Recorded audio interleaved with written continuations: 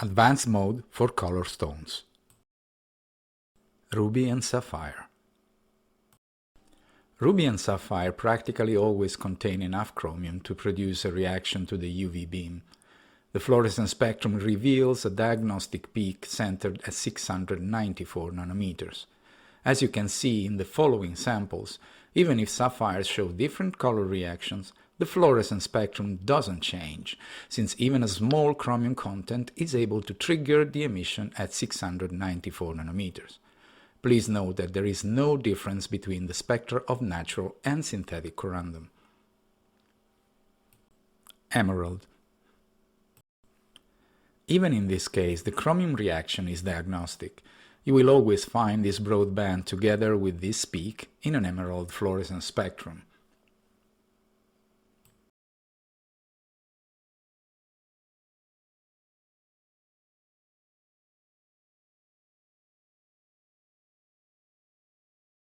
Impregnation of emerald. Emeralds are almost always treated by impregnation in order to improve their clarity. There are a lot of different fillers used in this process, sometimes even a mix of them.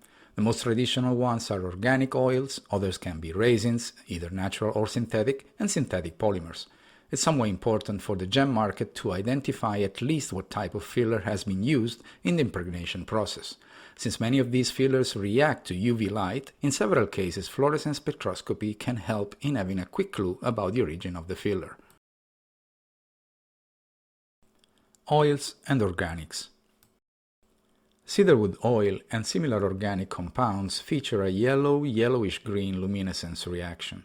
As you can see from the spectrum, this produces a broad emission band centered around 500 nanometers.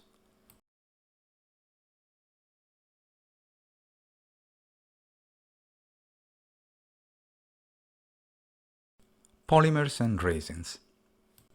Epoxy resins like Opticon, Excel, and others produce a whitish-blue reaction and consequently an emission band centered at 440 nanometers.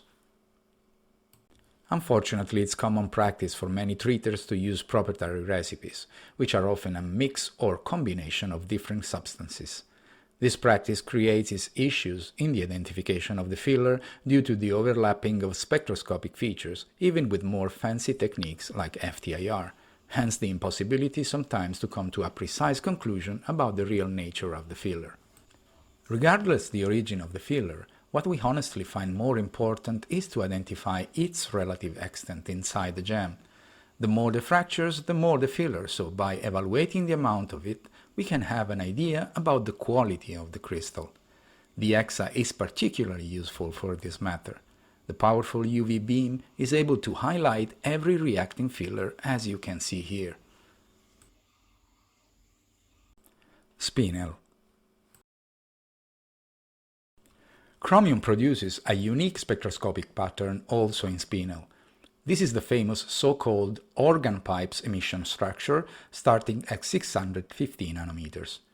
In natural unheated spinel, these peaks appear to be sharp and well defined, with the main one having a value of 685 nanometers. Heated spinel.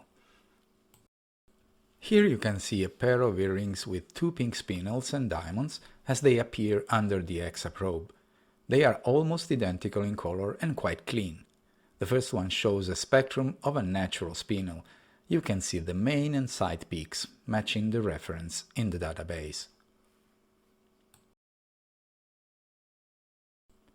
The other gem displays a minor shift of the main peak towards higher wavelength, together with a slight broadening of all the peaks of the organ pipe structure.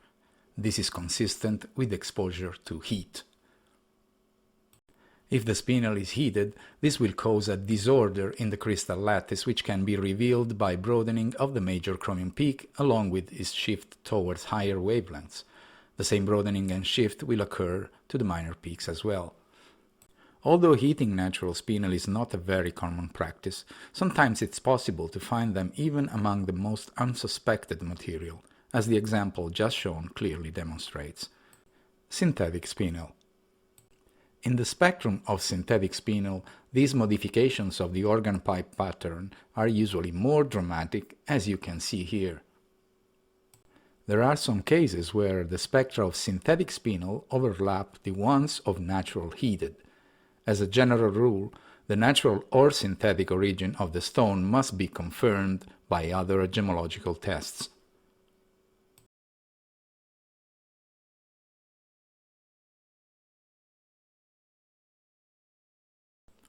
Jade. A common feature of many materials used for jade impregnation is that they react with a distinct emission when exposed to an ultraviolet source. Fluorescence spectroscopy can detect these impregnating materials, which in most cases produce an emission band centered at 440 nanometers. Sometimes, though, the reaction can be different, as you can see in the next sample. Despite type A jade usually shouldn't fluoresce, sometimes the content of chromium in the gem can overwhelm the reaction from the filler, and thus the treatment can't be detected with this technique. The combination of microscope and EXA is most of the times quite useful for spotting the filler. The last one is a mauve type B jade. Note the concentration of bluish color in the center of the piece, where there is a small cavity filled by the polymers. Alexandrite. Chromium in Alexandrite can be detected by its unique fluorescence pattern. Once again, there are no differences in the fluorescence spectra between natural and synthetic Alexandrite.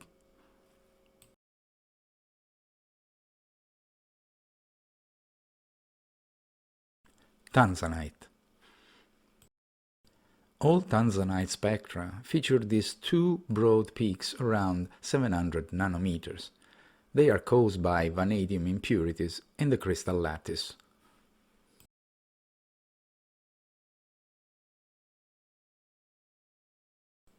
Topaz.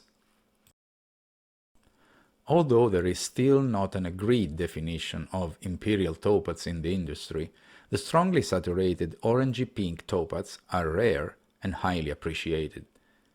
This unique fluorescence pattern proves that the sample is topaz and that it contains chromium as coloring agent.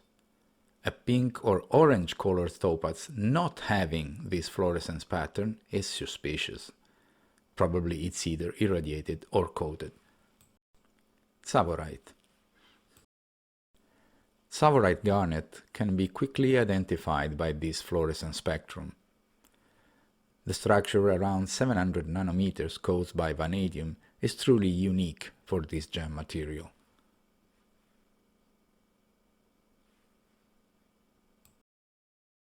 Malaya and color change garnets. Malaya and color change garnets usually contain chromium, which causes red fluorescence, and this specific emission pattern in the spectrum.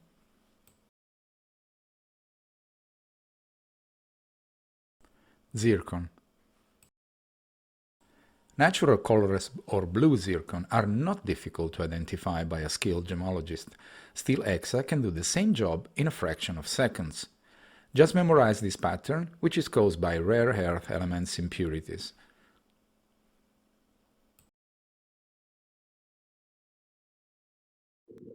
Thank you for watching this video. For more information about our spectrometers, please visit our website. And if you have any question, please don't hesitate to contact us at info@gemoraman.com.